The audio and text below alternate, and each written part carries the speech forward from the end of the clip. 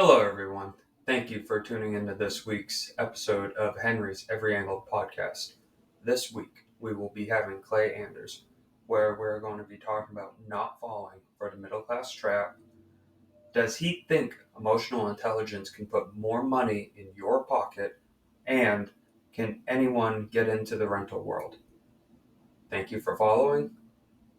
Like, follow, check us out on Instagram. Enjoy the show. Clay. Yes. So you're a landlord, a teacher, and a professional traveler. Yeah, I wouldn't say a professional traveler, but I'm traveling a lot. Yeah. Now, in today's market, how do you do that? In today's market, I think it's a lot different than when I was buying things and fixing them up years ago. Yeah. Things were cheap. You could get loans for a lot cheaper.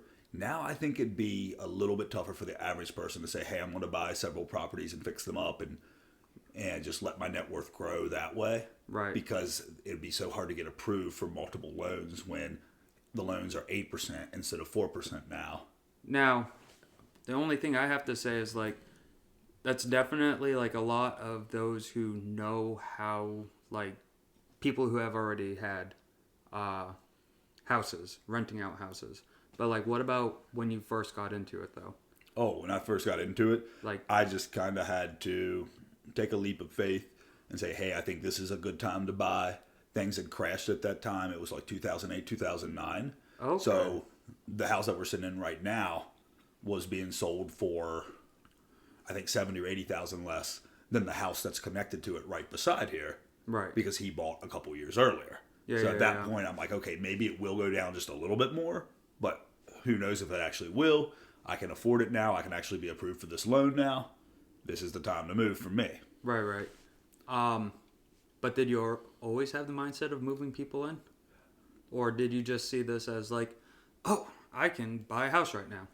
This is great. I can live here and it's going to be affordable. What was your mindset of trying to generate income? At the time, it was more like out of kind of necessity. Like I was only a first year teacher. Right. So I'd slightly bit off a little bit more than I could chew to live comfortably and make the payments. So at that point, I was like, hey, some of my fraternity brothers who don't want to live in the frat house, don't want to live on campus anymore because maybe they're 23 and they're a super senior, they're a perfect shoe-in to come over here and live with me. So it was like an experiment. Not really an experiment. It was more like, okay, this will be fun. I was still very frat house oriented in my culture and my mindset even though I was 24. So I was like, okay, let's make this like a more professional grown-up type frat house where we can still have parties, still go out a lot and all that. But this isn't like going to be the animal house of people like sleeping on the floor and stuff on Friday nights. You're not going to find that. Yeah, you're not going to find that Kenny Chesney song. Was it Kenny Chesney? He was Keg in the Closet. Yeah. Yeah, so it wasn't like that. Like we had get-togethers, and I still do, but this was like one step up in maturity, but not acting like the traditional adults. Right. That hit the bricks and go to work and wake up at 5 a.m., come back and sleep, and then maybe just live for the weekends. So you did that. You were, because obviously, I did a very similar thing. I was living with the guys, and then I had a relationship. That relationship pulled me out of the house because I was just a dumb young guy who was like, oh, girl, who wants to give me attention? And then that obviously didn't work. And then it got to the point where I was like, I'd rather live with the guys again and not spend all my money trying to make a living. Oh, yeah. So I bought that house to move people into it. Yeah. Same exact thing. But how about what were the people around you saying and thinking a matter of when you bought your second property? Okay. That was where it started to get interesting in terms of the differences. Buying the first house, which was going to be my owner occupant, hey, I'm going to live here. This is the town I want to live in, all that good stuff. Very few people could find fault with that. Right. Now, it wasn't risky. It wasn't risky at all. Buying a second home that needed some work, in a neighborhood that was not even up and coming yet at that point. Yeah. It was still a rough neighborhood, but the price was right. The square footage was right. The amount of bedrooms was right. And that's when only my business-minded friends, like people who were from business-type families, people who grew up with families that had multiple properties that they were renting out, were like, oh no, this is a good idea. You can't lose. People who were involved in construction were positive about it. Right. People who were very, I guess, more conventional in terms of, okay, we go to work, that's how we make our money, we save our money, and we come home. Those people are like, wait a minute, what do you mean you're getting a whole other house? Yeah, because that sounds crazy. You're gonna have to deal with tenants. You're gonna have all these problems. People are gonna be calling you all the time. And like, yeah, there are problems that come with tenants. There's problems that come with having to repair things at inconvenient times and things like that. But overall, a lot of that is just fear mongering. Oh no, don't go do that. Everything's too risky.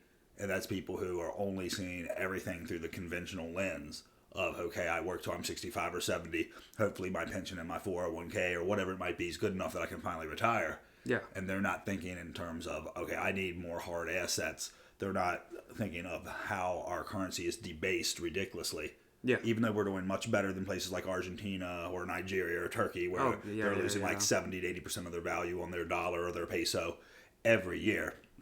We are still at a rate that if you just keep chugging away and putting money in the bank and you're not investing in stocks, you're not buying gold, you're not buying Bitcoin, you're not buying real estate, that money is going to be debased. And unless you're making an outrageous salary, you're going to have to just keep working and working and working. And that's where people get stuck. I think that's part of where people get stuck. I think people get stuck in a much more, in terms of like being part of the middle class trap, as I call it, and some of the other talking heads on YouTube call things the middle class trap. That's getting stuck in a conventional mindset, but that's also allowing yourself to allow our system to influence you to go out and get cars that you really don't need, more car than you need, more luxurious than you need, getting a house or a rental and paying more than you need, more space than you need, an area that you don't quite need to be in, to the point where most of your paycheck is already taken before you even receive it. So you're not really working for yourself at that point. You're either working for the car companies or whoever's financing your car. You're working for the bank if you have a mortgage that's way over the top and it's too much for you, or you're working for your landlord if you're living in a place that is a little bit too expensive for you. Yeah. And then you have very little at the end of the month to make your own investments, very little to really enjoy yourself because everything's already accounted for. Yeah. So one of the things... That's the middle class trap. Yeah. The student loans can fall into that as well. Oh my God. Pretty much any type of useless degree. Yeah, any type of debt that's going to keep you from living the life you want is kind of falling into that middle class trap where you're not going to really move up. You're not going to move up to upper middle class or lower upper class or the leisure class that goes out and skis in Aspen or vacations in Greece or anything like that. You're never really going to be that if every bit of your money or 75% of your money is accounted for every month. Now, one of the things I want to ask, we talked about earlier how those who had like a business mindset supported you into buying a rental property. Now, those who are stuck in the middle class trap, do you think those people are buying like the brand new car, buying the stuff the house in a better location, even though it's more expensive than what they can afford? Do you think they are kind of programmed in their head by people around them, this is what you need to do because this is life. This is the set rule of what you need to do. Oh, yeah, I agree. Our system influences our family members and friends around us, and we see everybody else doing these things like, oh, so-and-so got a new car. We better get a new car too. Nevertheless, maybe so-and-so who's getting that brand new car drives to DC and back every morning an hour and 10 or an hour and 20 minutes. They need something a little bit fancier and more reliable. Right. Where you might only be driving 5 minutes over to the school you teach at or 5 minutes over to the factory you work at. You could probably have a four-wheeler. Yeah. I remember in high school. So you don't need to be making a $700 a month payment to drive 5 minutes to work. In high school, we had some of our students literally drive snowmobiles to school every day. It Yes. wasn't even a car. Yeah, so their parents weren't making car payments or paying insurance. Yep.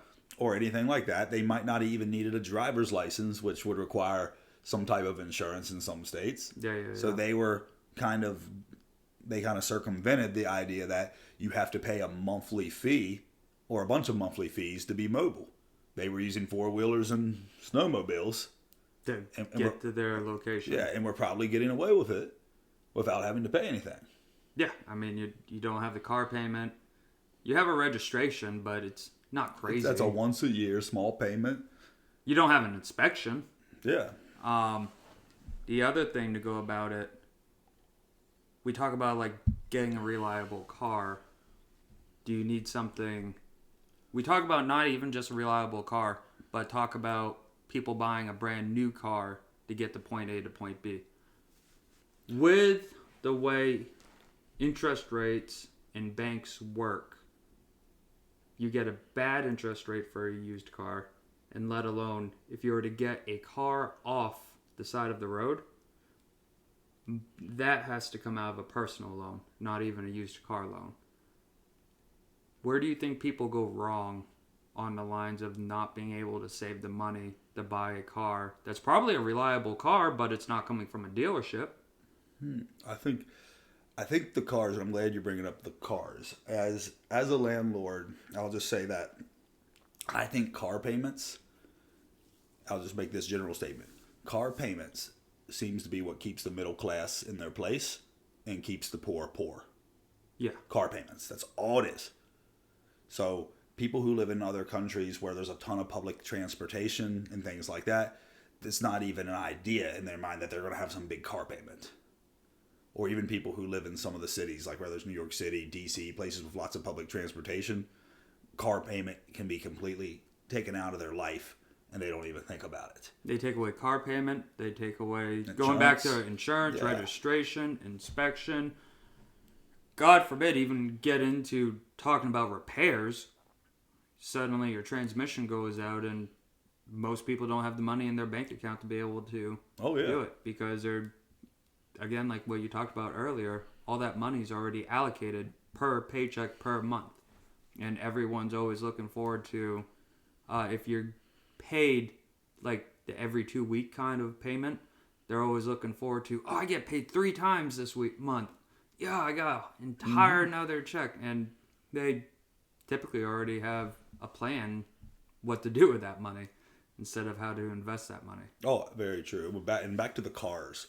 So I think just the whole car industry and the whole car payments and all that really is the main thing that seems to be keeping a lot of people down. Yeah. From what I've seen, like as a landlord, a lot of the people who've had to be late on rent or whatever the issue might have been, 90% of the time it has to do with a car. Whether it's some car repair or mostly it's a high car payment and then a high car insurance payment that's taking up maybe one of their paychecks. Yeah, because the higher the car value, the higher the insurance is. Sometimes if it's a brand new car that has all the safety bells and whistles, it actually is a little bit cheaper to insure than something that the insurance company might not deem as safe. But as a general rule, the cars that a lot of people who are kind of falling into the emotional buy and getting are going to be both high payment and high insurance. And then that after they pay that and then pay rent, if they're not making, I don't know, 60 or 70K a year at least, they're only left with a few $100s. Now imagine if they were to not go through all that hassle, save up the money, buy something off the side of the road, do whatever they have to do to make it reliable, and then instead of spending $500 to $900 a month on the car, even if you were to have like a bad tenant, because again, everyone talks about how risky it is to be a landlord. You're going to get that bad tenant. You're going to have this. You're going to have that. If you were to not have the monthly payments of everything that consists of the car, then the rental property is really not that risky if you can pay for it without the rental income. Oh, absolutely. And that too, that keeps a lot of people from getting into rentals, I think, is that they're like, oh crap, if the tenant isn't actually paying, then I'm defaulting. Yeah. Or I'm having to dig into my savings. And they're That is relying risky. on it. Yeah, that's way risky. You should always have it set up. And I know that there's so many people who have not done this and were so successful by getting like tons of units in apartment buildings. It really, for peace of mind, you should be able to make the payments on your whatever you owe for your rentals, even if they were all vacant. Yeah. Or if there was some type of rental freeze with COVID or something like that. Oh my God, you dude, should that is a whole different conversation. Yeah, you should still be not able to. You should still be able to get by, even though you might not be saving any money those months. But you're also not going backwards either. You shouldn't be going backwards or having to default on the mortgages that you owe on your rentals. Yeah. And at this point in time, with everything being so expensive, I don't see how many people are going to be able to amass a lot of rentals and things like that without putting themselves in that position. That if the tenant isn't paying let's say it's a single family home, most of those are going for over $2,000 a month now in this area. Yeah. So let's say you go buy one of those, you're going to be lucky not to be paying $1,700 or $1,800 in the first place. Yeah. With the high interest rates and the high cost, the most you can really probably get out of a tenant and a lot of people would say you're overcharging, even at that point, would be $2,400. And then that's very little margin. And let's say you have a bad couple months where the tenant can't pay or the tenant has to get evicted or a couple bad repairs, you lost money on that property. And you could go bankrupt. That year. You could, if you don't have savings and if you don't have enough income to cover it, you are in a very stressful situation. And the best way of doing that to get past that is to just not set yourself up for bills every month as it is. Oh yeah. And I think the whole car thing, back to the car thing, I keep coming back to that because I think that's so important for people to understand that really is the culprit to a lot of people not being able to get anywhere in life. Is they're like, oh crap, I got to get to work, I got to be mobile, got to get a car. I don't have enough saved up just to go get one off the side of the road, so I've got to go to this buy here, finance here, leave here today type dealership. Where do you think people go wrong, though, to cause themselves, if they don't have a car payment, they need a car today, but they don't have the savings? How do you think most people end up just not having the savings? I think a lot of people we're not in a culture of saving. Our whole culture is, hey, you need this new iPhone. Oh, wait, you only have a 13. You better upgrade to the 15. And people get themselves into all these payments that they don't need before the car payment even comes. Yeah. Whether it's credit cards, phone payments, student loan payments, whatever it might be, to the point where they haven't been able to really save anything. And then they might have habits like Starbucks coffee every day, and they're dropping $10 or $11 in Starbucks every day. And for Getting someone that who avocado on a toast. Yeah, things like that. And I'm not saying don't do stuff like that, but maybe just do it once a week if you aren't quite at the financial place you want to be. Yeah. And I think they go wrong with like saying, oh, I got to have a car, I've got to get here. And a lot of the jobs might only be 5 or 10, 15 minutes, 20 minutes away. So for the time being, even in small towns, there is public transportation. Like I've had tenants over the year at some of the properties that take the Pan Tram every day to a downtown area, and then they would piece together with an Uber or some type of ride share or someone they knew who they were just giving a couple bucks here and there who was already going that way every day anyway, to drop them off at whatever facility or whatever school, whatever factory they worked at. And then they'd piece their way together back, and they didn't have to have a car until they saved up a few grand to get like some old Corolla or Accord that would still be reliable off the side of the road. Yeah.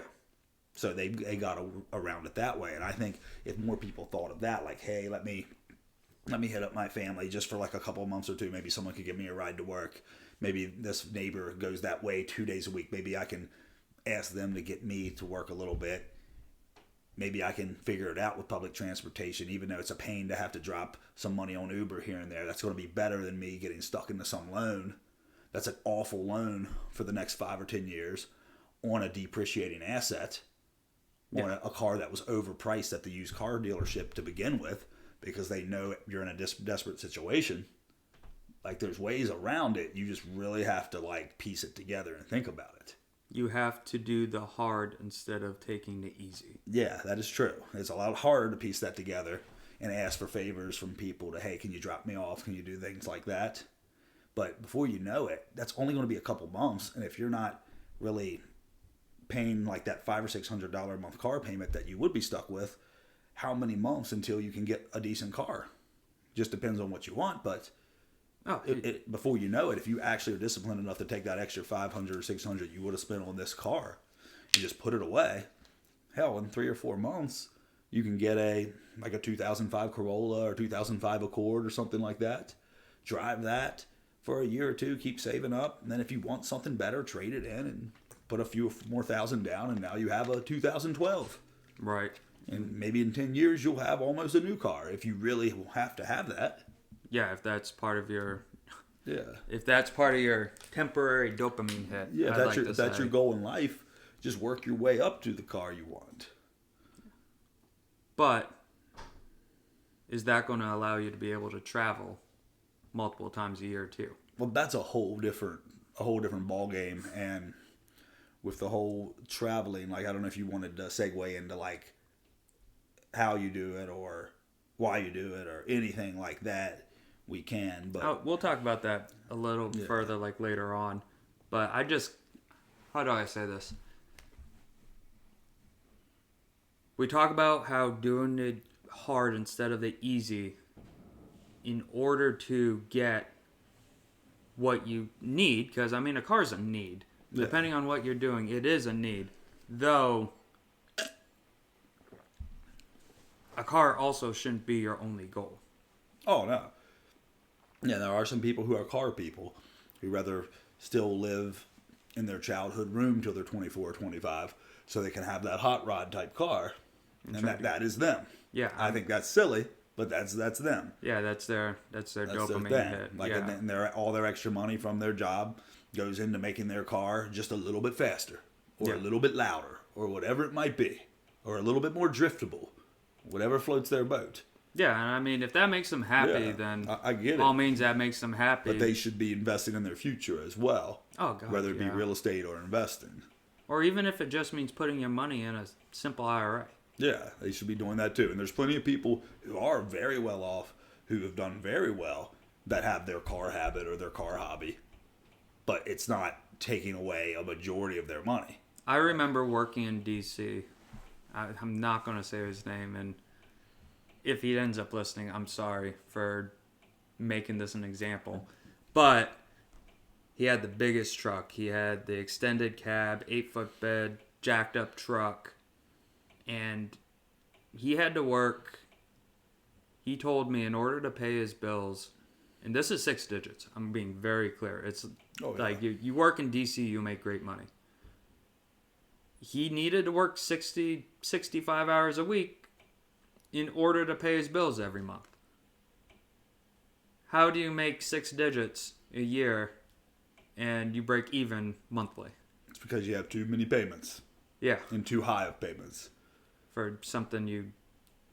Yeah, and that goes back to the whole middle class trap. Like, there's even people who are making the 6 digits, even couples that both make 6 digits that still are living check to check. Right. That is the middle class trap. It doesn't necessarily have to do with what you're making. Like, making more helps. But it has to do with what you pay out every month. It has to do with what you net. Yeah. Like, there's people who are probably making 40 or 50,000 who still have time off. They still get to travel. They still get to go do pretty much what they want. Right, right. And then there's people who are up into 6 digits that are the ones like, oh no, we're just gonna have to stay home for the 2 weeks we're off because we got the car payments, we got the house payment, we got to be responsible. And they can't afford to go have a vacation. Yeah, we're just gonna do a staycation, and it's just blowing my mind. Yeah, like that. Someone who's both people might be combining for 150 or 200K are still living like that. Yeah, it's crazy. And it's all for mostly vehicles and material things. Vehicles and material things, but I guess one of the things I also want to bring down is, like, on a psychological standpoint, where do you think a lot of society goes wrong to not teach people how money literally breathes? Well, I think traditionally, and it's starting to change like the past 20 years, traditionally people would be like, oh, no, don't talk about money. It's rude. Don't ask people about their money. And it's just now starting to not be a taboo, where for years it was like, they think, oh, it's bragging if you talk about money and tell people what they should do with it and how you're successful. Or it's rude to ask this person who went from lower class to upper class or middle class to upper class how they did it. That's rude. Now, it was always a dirty thing to talk about. It was a dirty thing to talk about, but that's changing now to where people are starting to see money more as like money as freedom. Yeah. And money as a way, the more money you make, the better you are, the more you can help other people. Yeah. The more generous you can be, the more you can put back into the local economy, whether it be like going to the restaurants more often, things like that, which then trickles down in so many ways. Oh my God, yeah. I mean, keeping your community alive is a huge thing, because I'm not even saying like don't spend any money. I'm not saying I don't like being cheap and things like that. Like, I still go out all the time, go out to the restaurants and things like that. It's just a lot of my day-to-day expenses. Like, I don't have the car payments, I don't have the cell phone payments and the things like that. And it allows you to do it. Yeah. I will take the experiences and the good food over a car or a phone any day. That's actually one of my questions way further down. I guess you already answered it, but the question was going to be materialistic stuff or experience. Experiences any day over materialistic things. Like, here's just a good example. Like, let's say one of your cousins or one of your good friends is having this awesome destination wedding in like Punta Cana or Cancun, whatever it might be. Yeah. And you really start to see who really has it going on financially and who's just for show when something like that happens. The people are like, oh, of course I'll be there. Let me go ahead and buy my ticket. And they have it together and they have savings. And then there's people who might be in the nicest neighborhood. They might have a couple new cars sitting out in front of that house. They're like, oh, no, we can't make that. That's just too much money. We can't make that work. Meanwhile, they're in the middle class trap. Yeah. The people who are able to just like, oh, yeah, heck yeah, we're going down there. That sounds great. Are kind of getting out of it. Yeah, they're getting out of it because and they can afford the experience. They can afford the experience because they're not setting themselves up to fail. Exactly. So I take experiences over materials any day. And that kind of goes back to like the traveling. Like, I'd rather be in a more modest home, drive modest vehicles, and be able to go on pretty much any trip I want. Yeah. As opposed to being, well, I'm going to go, maybe I'll travel once a year because I have a car payment, I have this payment and that payment, and I'll try to make it work. But to me, that if you're into traveling, if you're into adventure and things like that, then spend some of your extra money doing that, not on materials. You get multiple things out of it. I mean, one of the things they talk about on like many different podcasts is how being able to take a vacation takes massive amount of stress out of one's life. Oh, yeah. And doing it that way, you don't have the financial stress. You get the rest. You get experiences. You get good memories. You go with friends, you have even better memories. Though so many people truly believe this is how life is, there's nothing I can do about it. I have to work that 5 to 9, or 9 to 5, my bad. And they just don't see a way out of it.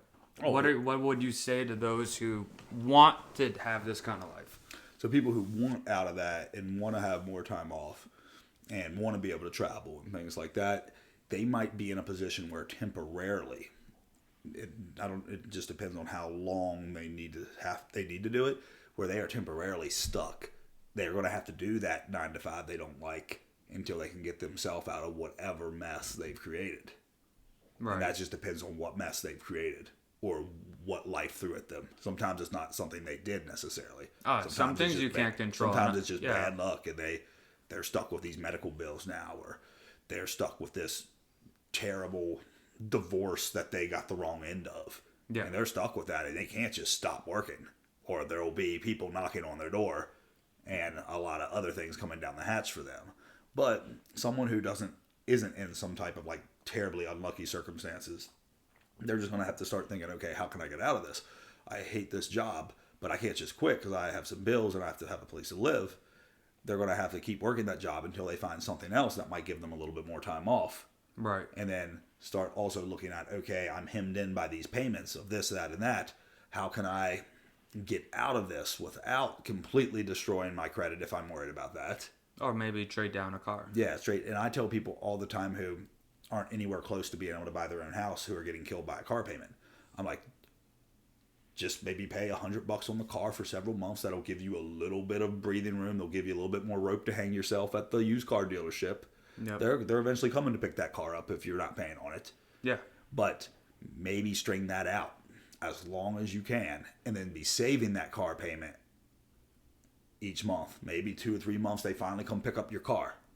Maybe only within a month they come pick up your car, whatever it might be. But you save that car payment and then you're pretty close to getting that $1,200 to $1,500 2005 Corolla or a Civic on the side of the road that will get you to work for a year or two until you Yeah. It's a matter of figure things out. a lot of the economic, because I've taken like a lot of money classes and whatnot. And one of the things that like dumbed down versions of saying what everything you just said is life can be like a video game. You can just restart. Yeah, you can. Just get rid of everything and restart. Yeah. Like if you don't have, like if you have child support or if you have alimony payments that you have to make, you can't just restart. No, you can't just restart from that. But Or you could restart from, like you said, with the car payment. Yeah. I mean, you might shoot your credit, But you could work towards fixing it. Yeah, your credit will come back in a few years. And if you're in such a terrible situation that you can't go buy a house or get approved at like a more legit car dealership that isn't going to give you an awful rate, then you're probably a few years out from making any big purchases anyway. Yeah. So why not let your credit take a hit and then put yourself in a position to be better off in a couple of years? Yeah. Like I've told people some of these awful car deals that they've explained to me over the years. I'm like, just drive it back to the dealership and say, hey, sorry, I can't make this payment. I'm done with it. Here's your car. And your credit will get hit. But just be honest with them and say, hey, I bit off way more than I can chew. I'm just going to leave this here. I'm done making the payments. And I mean, And there's not really that much they can do to you. No. Because What are they going to do? Yell at you? You gave them the car back. So they're not going to be able to drag you through hell trying to say you owe them payments. They already got the car back. Yeah. Or let them come take it. They repossessed the car. I can't pay on it. It's okay. Yeah. And it's like you said, too. I mean, man, like imagine, like I talked about $500 to $900 a month on a car. Because like let's be real, like the average new car is no longer like $23,000. Oh, now there's $700 and $800, $900 a month car payments now. Yeah, and each one's going for like $40,000 somewhat a piece. Yeah, but even let's say it's just $500. Let's say you're going to live your life 20 years paying a $500 a month payment. So we got 12 times 20 times 500. All right, 12 times 20 times 500. Okay, just even without interest, if you would have invested that is $120K gone apparently if you were going to pay a $500 a month car payments for 20 years of your life. That's insane. There's $120K right there, which is a big number. But let's say you invested that into the S&P, which gives we'll underestimate it because it's been doing awesome lately. Yeah, you can't go off of 10%. Let's just say 10% is its average for the past like 70 years. So figure that out. That's a lot of money. You're probably looking at close to $1 million. Maybe at least 500K, if not to $1 million. I'm not going to sit here and calculate it out and look up like a compounding interest calculator, but you get the point. So you got to think about like what's really more important in what you're setting yourself up for. That car, that next phone, getting a watch, getting that or do you want to be T-shirt that costs $45? Yes. This let me be very clear. This Champion shirt came from TJ Maxx for $5. I do not pay more than $10 for a dang t-shirt. Oh, It's Well, it's just, you got also people need to ask themselves this too. If you have any control over your situation at all financially, which like we just talked about a little bit, some people don't, but most people do. Do you want to work till you're 75 or not? Well, I think Do you want to check out at some point, maybe in your 40s or 50s, as opposed to working all the way to the point where there's a good chance you might just die within a couple years of retirement? Yeah. Because the more you are paying for all these things that depreciate and don't hold any appreciating value, the more you're taking away from your ability to check out of working all the time. Now, if you have no hobbies and you need work to keep you in line, and that's what keeps you going, and you live to work, then yeah, go ahead. Like, work till you're 75 or 80, by all means. But I really don't think if people examine what they truly want and are honest with themselves, I think there's very few people who actually want to just keep working and working and working. Yeah. I think people say, oh, I like work, I need work. And I think they're just kind of, it's some self-preservation to tell themselves that. Yeah. So they don't completely freak out and realize that their whole life pretty much is the 50 weeks or 51 weeks a year that they work. And they set it up so they have to work. Yeah. So I think that people need to have that conversation with themselves and say, like, okay, this is the amount of time I want to work, or this is the amount of time I think I have to work. Well, here's to another be able question. to finally have a more laid back lifestyle where you get to go do some things. We talk about having to. How often do you think people actually lie to themselves? Like, there's no way out of this. I can't do this. I can't do that. And I mean, don't get me wrong. The one thing I do spend money on is healthy food. I 100% spend a decent amount of money on food just because I treat my body like a temple. But how much do you think you would save a month if you're like, no, I am so broke.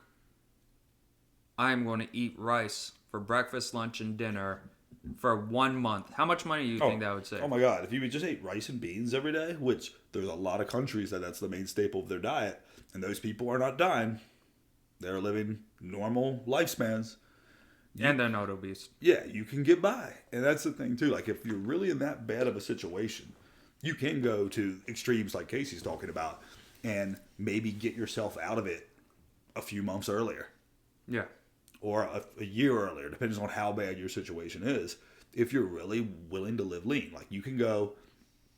I know people that were so hard up and trying to save so much at one point they didn't even have a cell phone plan. They would just log into Wi-Fi at their job, log into Wi-Fi wherever they were staying, log into Wi-Fi at Starbucks, whatever it might have been, but they weren't paying for a cell phone plan. And they had some cheap Droid that was outdated, and they were just getting by with that.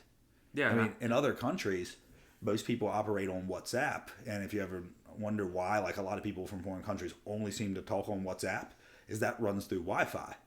People in places like Colombia, they don't have a cell phone plan that they're paying for monthly. They just buy some minutes from when they need to make an emergency text. They'll buy 20 or 30 minutes here and there, and then they try to operate when they have Wi-Fi. Yeah. So people here, I don't think a lot of people here would ever be willing to live that lean and do something like that. God, take away a cell phone plan and someone's going to have a heart attack. Yeah, so people here wouldn't even imagine that no matter how bad their situation is. They're still going to keep paying that $70 or $80 a month for the phone they financed and the Verizon cell phone plan they wanted. Yeah. Even if they can't make their rent or their car payment. I think what a lot of people have a hard time too with, and I don't know if it was in Dave Ramsey's book or not, but there's financially fat and financially rich. And the difference between the both is those who have what we talked about before, what you talked about before, where suddenly you have a wedding that's not in the country and they send out all the invitations to saying, hey, we're going to have our wedding in Cancun. And that's when you actually find out who is financially fat and who's financially rich. Or financially fit. I'm sorry. Oh, not rich. financially fat, financially fit. I get that. Yeah, because you could have all the nicest things. You're financially fat. Yeah, you're financially fat because you have to work month to month to month to have it. You don't own it. Like, I try to tell that to a lot of people. Like, look at my brand new car. Look at my brand new truck. Look at my... Oh, no, you stop paying on that? They're coming for it? Yeah, no, you don't own it. You use it, but unless you have a title... Yeah. I mean, even a paid-off house, you really don't technically own that. Because if you don't pay your local property tax... Oh, government's coming. They're going to eventually take it. It'll take a little bit longer, maybe, for the government to finally repossess it from you. But they will. Yeah. Now, that's why you live in a lower tax district. You feel a little bit more ownership. But some of these tax districts where I hear horror stories about people owing like $1,200 a month just in property tax. That's insane. Like, you're never really owning it. You're just renting it from that city or that county at that point. It's like HOAs that are $500 a month. Yeah, add that to property tax and things like that, and let alone insurance. Yeah, and add that, you're really not owning it. But the good thing about like owning a place is, as rents keep going up and up, which they will with inflation, the only thing that's going up with your mortgages is the property tax will go up a little bit. The insurance is going to go up a little bit. Maybe HOAs, if you have that, will have to up their rates time to time over the years. But then the value of the home's also the value of the home goes up, and then your payment, though, what you actually owe the bank and your principal, that stays the same. Yeah. So these houses that some of us bought like 15, 20 years ago, that might have been a heavier payment then that we really felt.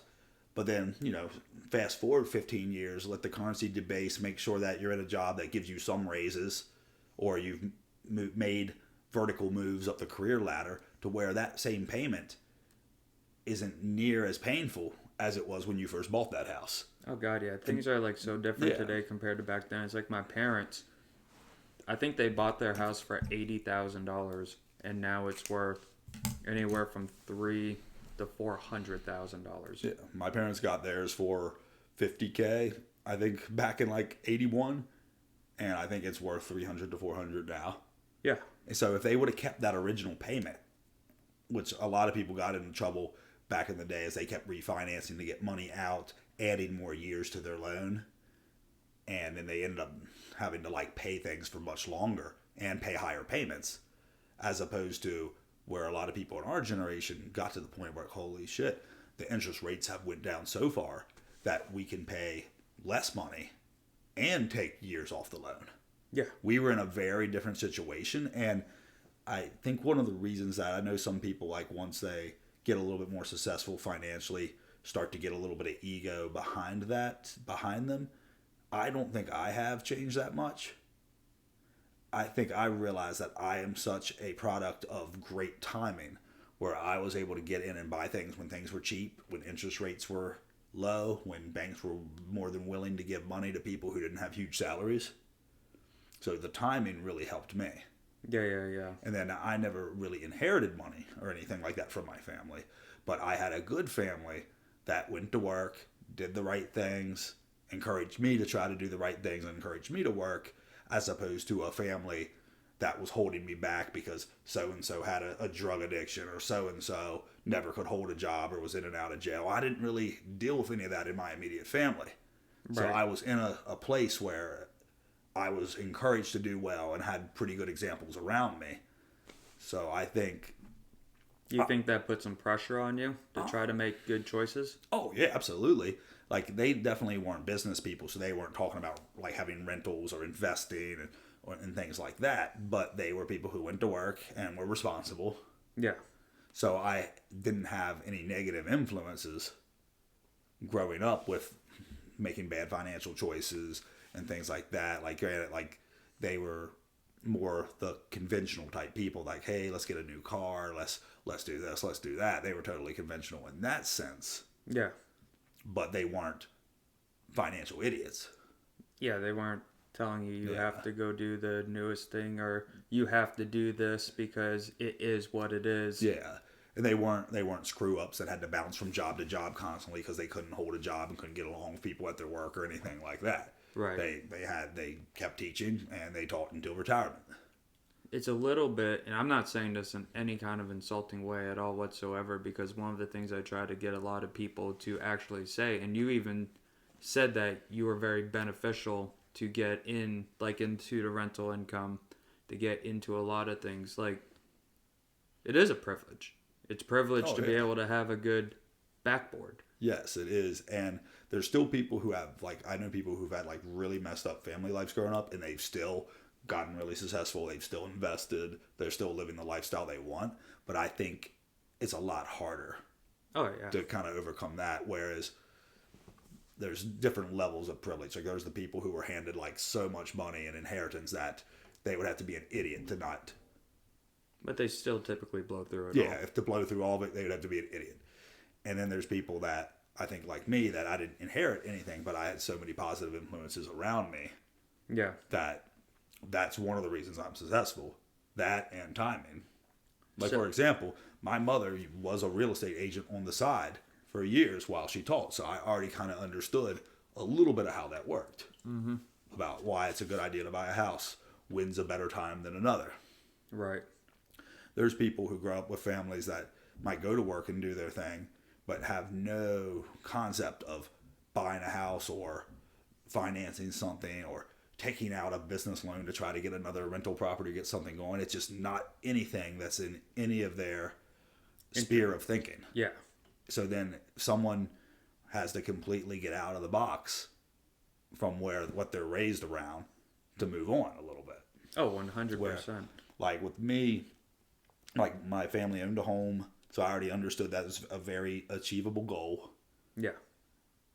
And I went out of the box a little bit and decided to get a couple other properties and also invest in things that were uptick, but upstart kind of things, but they were risky, things that had crashed. Like I kind of educated myself on how to use apps. I was kind of in the age where Scottrade and E-Trade and all that stuff was coming up. Yeah. So that actually gave you a chance to just buy things from your phone.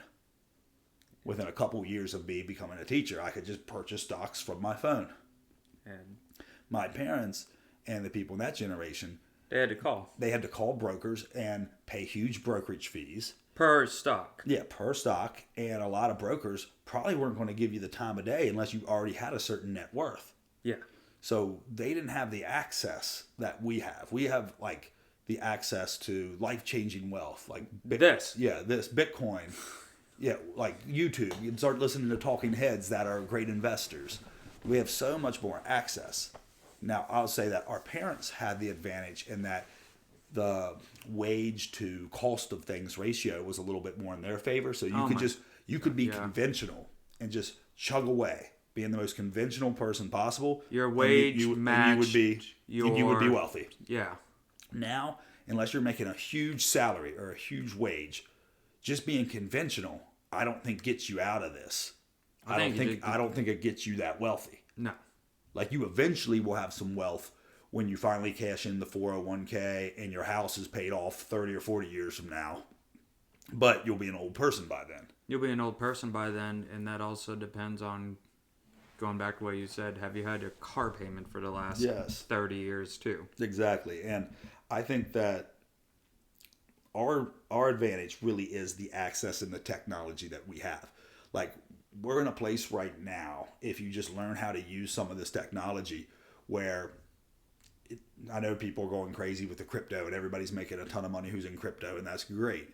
But just 2 years ago, you could have bought Netflix or Facebook for $120, $150. You could buy an NVIDIA. That would have been crazy. These are good companies that probably aren't going to go anywhere. And now, 2 years later, you would afford 5 times, 10 times your money depending on them. So you don't even have to get into crypto, into meme coins, into all this crazy stuff. You could have done it just with legit companies that could be traded from your phone. Yeah, that's like, even if you were to not buy individual stocks, because, I mean, I'm not advocating, unless you know what you're doing, you shouldn't be buying individual stocks. But, like... Yeah, this disclaimer, this is not financial advice. Yeah. This is just a couple frat boys on the internet. But it's like I just sold off $4,000 worth of VTI, And And that $4,000, yeah. I think maybe 2,000 of it was mine. And the rest was That's just profit. Yeah, the rest was profit. Yeah, and that's the access we have that our parents and grandparents did not. Yeah, because we could do it right over our phone. So I think if you're risky and you're savvy with a little bit of luck and a little bit of research on the right companies, we have a chance to jump through the hoops of getting out of being a hamster that spins the wheels of our capitalist society a lot faster than our parents could. Our parents' advantage, like I said earlier, was just being conventional got you out of that. Yeah. Which now I don't think it does. No, you can't be. Yeah. But I might to close with that because I have to pee really bad. No, you're good. You're good. I'm getting pretty hungry. We should eat some shrimp. That's and fine. if there's any other questions you want me to jump to, like at the very end, I can sum that up real quick. I do want to ask one more thing. Okay. How could you utilize, do you know what emotional intelligence is?